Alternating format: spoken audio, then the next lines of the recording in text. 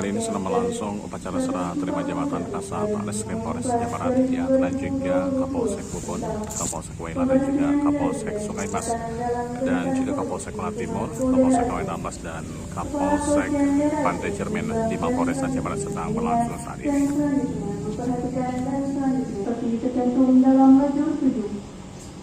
Dengan catatan Kapolsek Bubun Polres Aceh Barat Polda Aceh, Jabatan dan Kesatuan Baru Kasubag Kerma Bakop Polres Aceh Barat Polda Aceh, nomor urut 66, nama Epi Aryadi, pangkat Ibda NRP 73.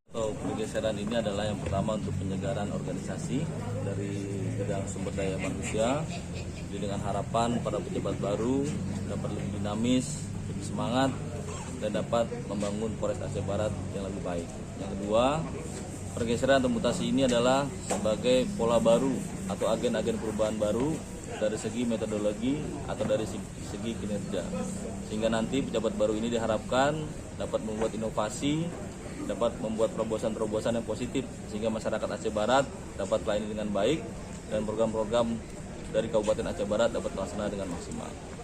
Baru akan menetapkan sumpah jabatan. Perlu saya ingatkan bahwa sumpah yang akan saudara ucapkan disaksikan oleh yang hadir di lapangan ini dan oleh Tuhan yang Maha Kuasa.